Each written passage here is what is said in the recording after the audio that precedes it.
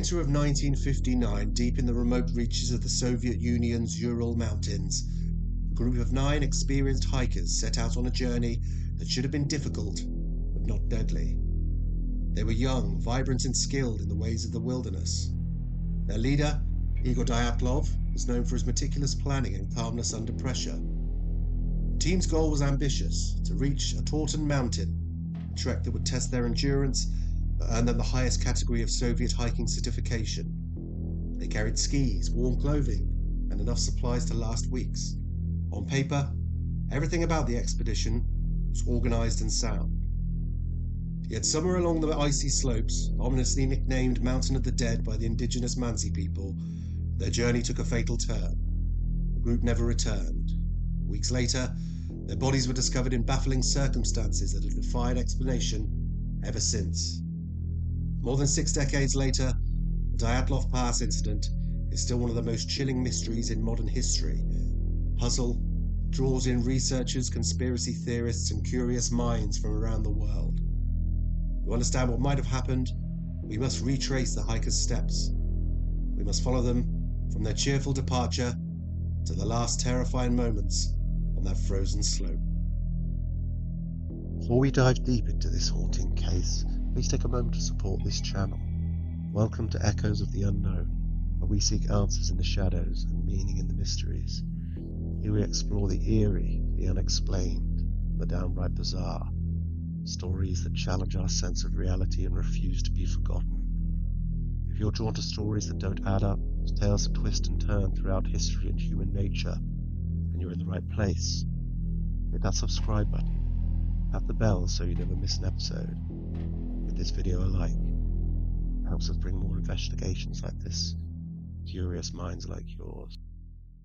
Just an apology before we start. The names in this one of the main players are particularly challenging. So if I do make a mistake, like I said, I apologize. As much as I can, I will try to refer to them as their first names. But if I do make any mistakes, as I said, many apologies. On with the story.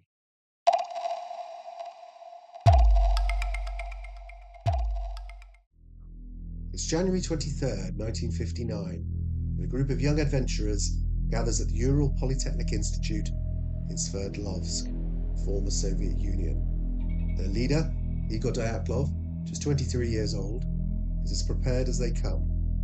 His friends trust him. They've done this before. They're ready for the cold, ready for the challenge, or so they think.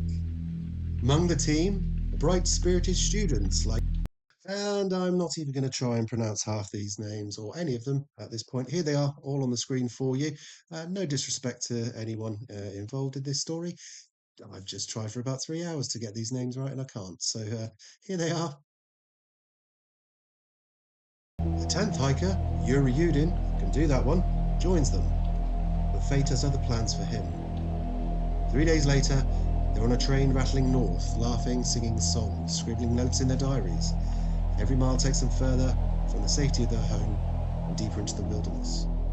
By January 26th, they've reached the small village of Vishay, the last place they'll see any people. They buy bread, share jokes with locals, and rest for the push ahead. The next day, skis crunch over snow as they leave the village behind. Temperatures plummet, the forest thickens. It's hard work, and morale is high. Then, on January 28th, disaster for one, and salvation. Yudin's old back injury flares up again. Dyatlov makes the call. Yudin turns back, hugging each friend goodbye. It's the last time he will see them alive. The remaining 9 push forward, days blurring together, wind-burned faces, aching muscles, snow that never seems to stop falling. On January 31st, they set up camp in a sheltered patch of forest. Here, they stash extra supplies for their return journey home. The next day, February 1st, they begin climbing towards Kholat Syakhl, the Mountain of the Dead. The weather worsens, winds howl, snow blinds them. By nightfall, they're high on an exposed slope just below the peak. Strange choice. Instead of descending to the safety of the forest, Dyatlov orders the tent pitched right there in the open. Was it an exercise? Navigational error? Something else entirely? Photographs on that day show the group smiling, building the tent. Inside, they eat their final meal. Then, something happens. Something so sudden, so terrifying, that they rip through the tent from the inside and run into the night, without boots, without coats, into sub-zero darkness. They never return. Back home, the hikers were expected to send a telegram by February 12th. When no message comes, family members assume bad weather slowed them down. But as the days turn into weeks, hope begins to fade. On February 20th, a search party sets out. 6 days later, they find it. The tent, still standing on the slope, partly collapsed, buried in the snow. Everything is inside: food, clothing, boots. It's as if the hikers had planned to come back, but never did. Barefoot tracks lead downwards towards the forest. Under a towering cedar tree, searchers find the first two bodies. It's the two Uris. They're dressed only in underwear.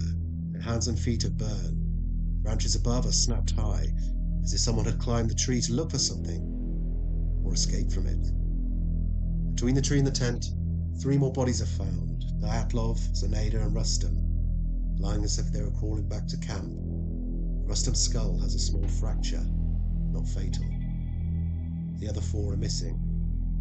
It's not until May the 4th that the snow gives them up. In a ravine, buried beneath 4 meters of ice, lie the remaining hikers. The injuries are horrific: shattered ribs, crushed skulls, massive internal trauma. No external wounds.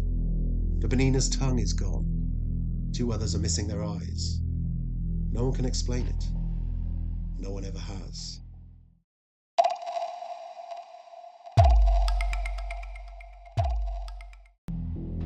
Search for the missing hikers begins slowly, almost cautiously. It was late February 1959, and the Ural Mountains were deep in winter's grip. When the group failed to return as scheduled, friends and family grew concerned. But official rescue efforts were not launched until February 20th. By then, the hikers had been gone for nearly 3 weeks.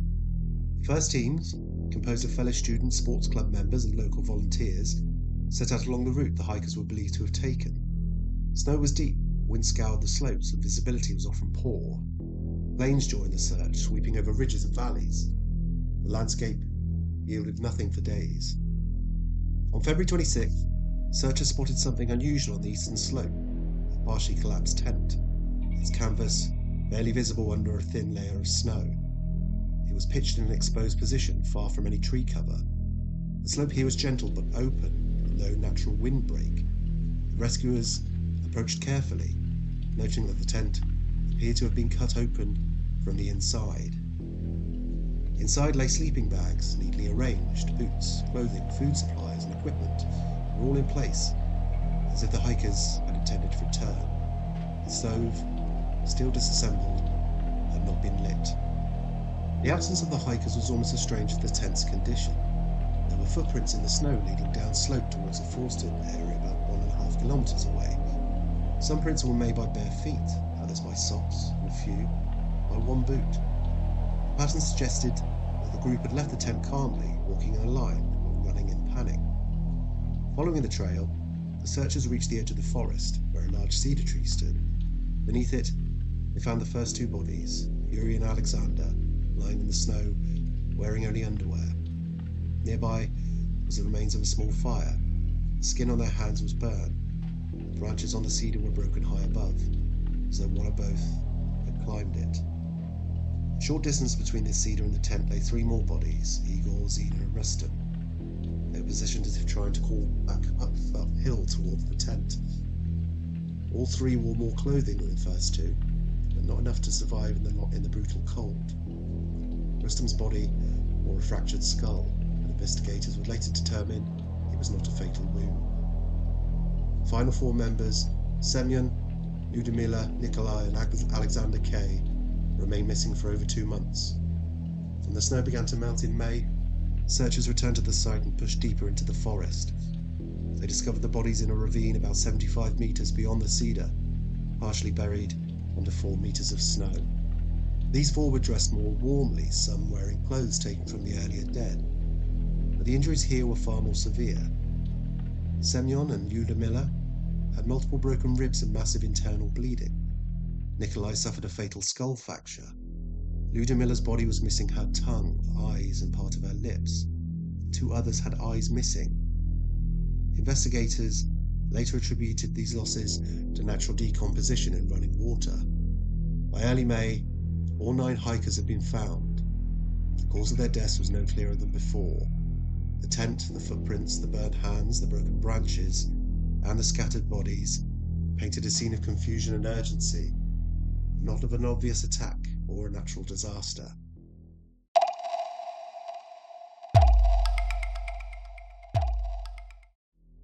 By the time the last 4 bodies were brought up from the ravine in early May 1959, the rescue had already become an inquest. Prosecutor Lev Ivanov opened a legal investigation as soon as the first 5 were found, and what emerged over the next weeks was a dossier as meticulous as was mystifying. Orderly notes, careful autopsies, measured statements, yet no straightforward cause that stitched the evidence into a single sensible story. The tent was the first riddle, partially collapsed and dusted with snow. It still held the group's boots, outer layers, food, cameras, diaries, everything one would expect people to clutch in a winter emergency. The canvas had been cut from the inside, not slashed open by rescuers, not torn by wind. There were no signs of a struggle in or around the camp. Instead, a neat line of footprints led down slope towards the tree line, some prints in socks, some in a single felt boot, and some bare. Crucially, the tracks did not look like the panicked scattering of people sprinting for their lives. They read like a column, steady and deliberate, until blowing snow erased them about 500 meters from the tent. The bodies told 2 different stories. The first 5, those by the cedar and on the slope, spoke of cold. 2 men at the cedar, Yuri and Alexander, were found in underwear beside the remains of a small fire. Burn marks on hands and feet suggested desperate attempts to warm themselves at flames that never took hold against the wind. Branches above them were snapped up to 5 meters, strong evidence that 1 or more of the hikers had climbed into the tree, perhaps to scan for the tent in the storm, perhaps to break boughs for fuel. Between the cedar and the tent lay the bodies of Igor, Zina, and Rustem, spaced along a line as if each had fallen in the attempt to return uphill. Autopsies on these 3 recorded death by hypothermia. Rustem did have a small fracture in his skull, consistent with a fall onto hard snow or ice, but the medical examiner did not deem it fatal. Their stomach contents suggested they had died 6 to 8 hours after their last meal. The second group, the 4 recovered from the ravine 2 months later, told a harsher tale. Buried beneath about 4 meters of snow in a small stream gully 70-odd meters beyond the cedar, they were better dressed than the others, some wearing garments cut or removed from the earlier dead. In these 4, the injuries were violent and internal. Nikolai had severe skull trauma. Semyon and Ludmila exhibited extensive bilateral rib fractures and internal hemorrhaging, the kind of damage a forensic expert compared to forces seen in a car crash or a blast. Yet external soft tissue was oddly spared. No matching lacerations, no crushing of bruises that would normally accompany such a breakage. There was pressure, not blunt impact, a heavy distributed force rather than blows.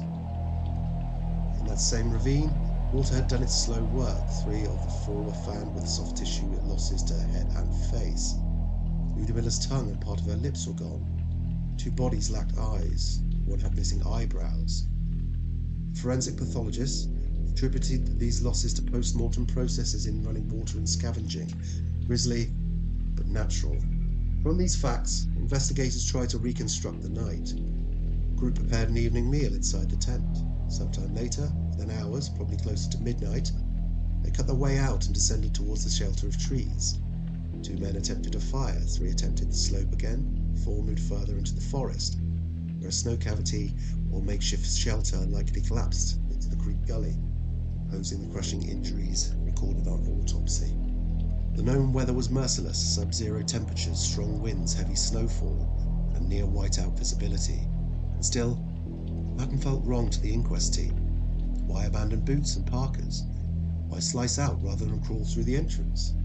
What force, not a person, not an animal, not a visible intruder, could impel 9 experienced hikers to leave their one sanctuary? Physical traces complicated things further. Small amounts of radiation were detected on some clothing, too low to suggest poisoning, high enough to be remarked upon. No footprints or signs of strangers were found. No torn fabric at the tent indicated assault. Diaries and cameras collected from the site gave a cheerful final picture. Songs, jokes, friendly ribbing. Photographs of the tent being raised on the slope. Nothing in their notes foreshadowed panic or discord, and yet the broken branch cedar, the calm footprints, the burned hands at a meagre fire, the uphill crawl towards a tent they never reached. These details formed a tableau of ordered desperation. Ivanov's office questioned local Mansi reindeer herders who were initially suspected in rumour. There was no evidence to support an attack, only the hikers' prints were present. The injuries on the 4 found in the ravine were inconsistent with beatings, and the first 5 showed the unmistakable signature of hypothermia. Reports from other witnesses, some from a separate hiking group about 50 kilometres south, some from Ivdel and nearby areas, mentioned strange orange spheres in the sky during February and March. Those accounts did not appear in the 1959 file as any evidence, but they lingered in the margins. Years later, Ivanov himself would say that references to aerial lights had been discouraged by higher authorities. The medical record narrowed possibilities even as it seeded new questions. 6 deaths were no doubt caused by hypothermia. 3 deaths were due to severe internal injuries without external trauma. Soft tissue losses in the ravine, post-mortem. The victims had died hours after eating. Clothing redistribution, Ludmilla wearing parts of Yuri's burned trousers for example, showed that after the first deaths, survivors tried to salvage warmth. That detail cuts against the simplest form of paradoxical undressing and supports a picture of cold, rational triage under extreme stress. Still, the fact that several fled the tent undressed has long been explained by hypothermia's cognitive distortions, by urgency to reach shelter at the tree line, or by an acute threat that made seconds matter more than boots. When the inquest reached its formal conclusion in May 1959, it did so with an almost defiant vagueness. The hikers died because of a compelling natural force. There would be no criminal case. Files went to a restricted archive. Decades later, small elements of the record surfaced in the public.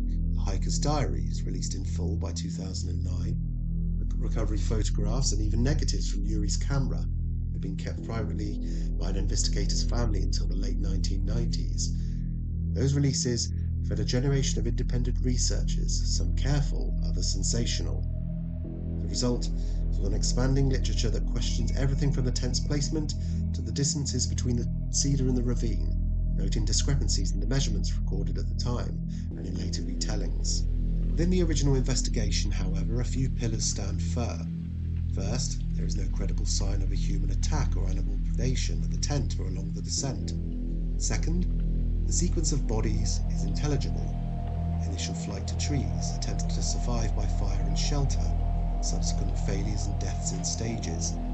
Third, the ravine injuries demand a mechanism capable of delivering large, distributed pressure without corresponding surface wounds, something like the collapse of a heavy snow cavity, fall on a compacted slab, or the squeeze of moving snow and ice in a confined channel. Finally, the environmental context, hurricane-forced gusts reported that winter, snowstorm conditions, temperatures sinking towards -30 degrees centigrade and lower, was hostile enough that a single error or an unlucky event could cascade into tragedy for even a skilled team. What remains so haunting about the investigation is not a lack of diligence, but a surplus of ambiguity. The evidence reads like a story modestly told. The setup is clear, the middle tragic, the ending inevitable. But the inciting moment, what made 9 people slice through canvas into killing weather, never arrives on the page. Was it the sound and pressure of shifting snow, the violence of the wind, an internal structural failure of a snow shelter, or something rarer, and left no obvious trace after weeks of storms? The files do not say. They never could. They simply preserve the last acts of endurance and decision, the sharing of clothes, the climb into the cedar, the attempt to make fire with frozen hands, the push uphill towards a tent that remained maddeningly close, full of the warmth they just could not reach.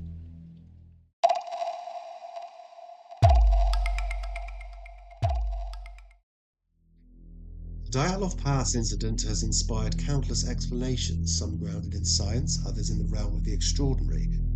Over 6 decades later, no single theory has been universally accepted. What follows are the main possibilities investigators, researchers, and theorists have explored. One of the earliest official explanations was a slab avalanche, a sudden release of a large section of snow that could have buried part of the tent. In this version, the hikers, fearing they were about to be engulfed, slashed their way out and fled down slope. The avalanche theory gained traction in 2019 when Swiss researchers simulated snow conditions and concluded that a small, delayed slab avalanche could have occurred on the slope where the tent was pitched. But the theory has its problems. The slope's gradient was only about 23 degrees, lower than the 30-degree threshold usually needed for an avalanche. The tent site also showed no signs of a major snowslide. When rescuers found the tent, the surrounding snow was shallow, and the tent itself was only partially covered. Moreover, footprints leading away from the tent were still visible, something unlikely if tons of snow had crashed down. Even in the 2019 slab avalanche model, cannot easily explain the severe internal injuries found on some of the hikers. Another natural explanation involves katabatic winds, sudden violent gusts of freezing air that can sweep down mountain slopes. Such winds have been recorded in polar regions and can cause rapid disorientation, hypothermia, and panic. In this scenario, the group may have fled the tent to escape a dangerous windstorm, later becoming lost in the dark and unable to return. This could account for why they left without proper clothing, but again there are gaps. Katabatic winds might drive people to shelter, not force them to scatter into the open. And while frostbite could explain the deaths of Yuri, Alexander, Igor, Zina, and Rustem, it cannot account for the crushing injuries suffered by the others, damage more akin to that from a car accident than from a fall. In 2013, American researcher Donnie Eichar proposed an unusual atmospheric theory that a rare weather pattern on the mountain generated infrasound, low-frequency vibrations below the range of human hearing. Such vibrations can cause feelings of dread, nausea, and irrational panic. Eichar suggested that an infrasound wave caused by wind passing over the mountain's shape might have induced intense anxiety, prompting the hikers to flee in an orderly, urgent manner. This theory explains the seemingly calm departure from the tent and the lack of immediate injuries. But critics point out the infrasound effects are not well understood, and there is no hard evidence that it can drive an entire group to abandon shelter into near certain death. It also fails to explain the catastrophic trauma to the final 4 hikers. The late 1950s was a tense period in the Cold War. The Urals were home to sensitive Soviet military installations.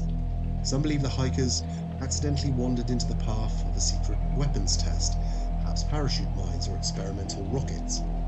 Parachute mines detonate above the ground, producing a concussive blast wave strong enough to cause internal injuries without leaving external marks. This could match the autopsy findings for Semyon, Nikolai, and Ludmila. Supporting this theory are reports from nearby villages of strange orange lights in the sky on the night of the incident. However, no official records of such tests exist, and the Soviet authorities denied any military involvement. While the government's secrecy at the time makes outright dismissal risky, skeptics note that no blast craters or shrapnel was found, and the tent was intact, except for the cuts made from the inside. The group's route took them through territory used by the indigenous Mansi people. Early speculation suggested the hikers may have angered the Mansi by trespassing or disturbing sacred sites. Yet this theory quickly lost credibility. The Mansi were known to be peaceful, and their tracks, for any sign of a struggle, were absent. The injuries were also inconsistent with an attack.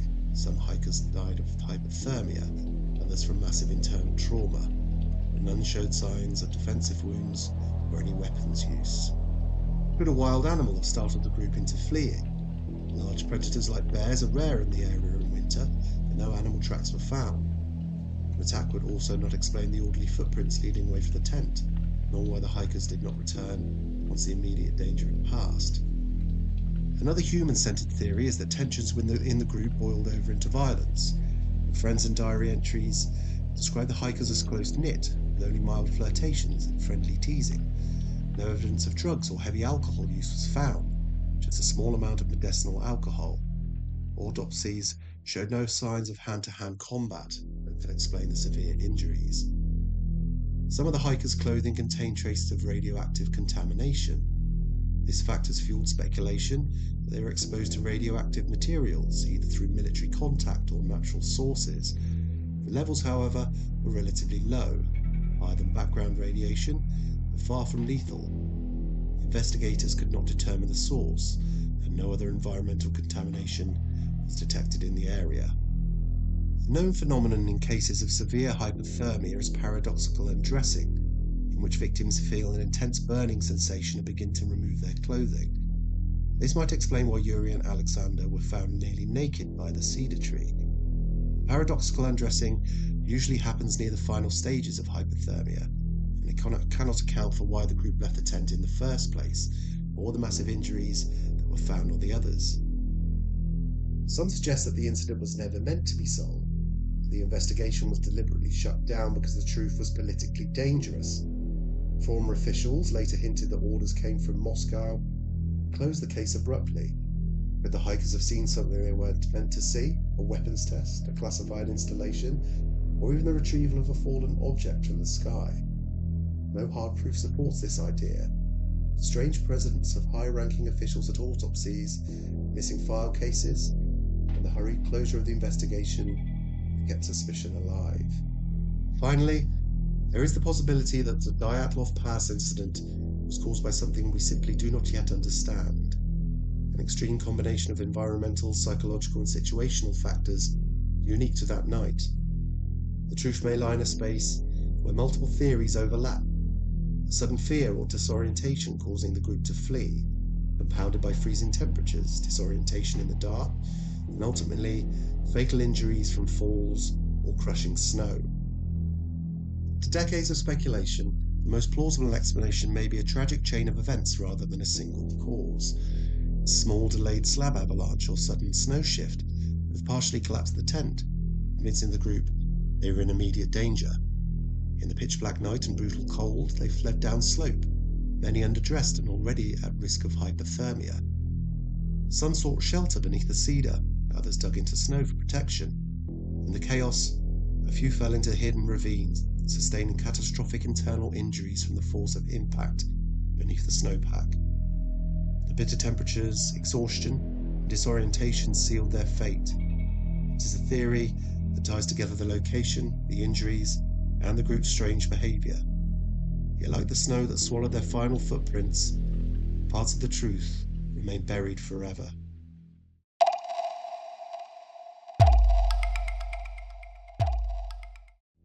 The Dyatlov Pass Incident remains one of the most haunting unsolved mysteries of the 20th century. In February 1959, 9 young and capable hikers set out into the Ural mountains, a kind of confidence born from skill and experience. They never returned. What rescuers found on the eastern slopes of the mountain defied logic. The tent slashed open from the inside, belongings left behind, a trail of footprints leading into darkness. The scattered bodies told a grim story of cold, confusion, and violent injury, but one without a clear villain. The elements, the terrain, and human fragility all played their roles, yet no single factor neatly explains it all. The Soviet investigation was closed within months, its official cause of death listed simply as a compelling natural force.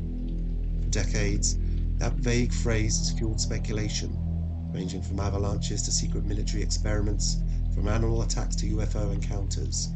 Each theory carries fragments of truth, yet each leaves gaps. Modern reassessments have brought science to bear on the puzzle. A 2019 study using avalanche modelling and historical weather data suggested that a rare small-scale slab avalanche could have triggered the hikers' flight from the tent.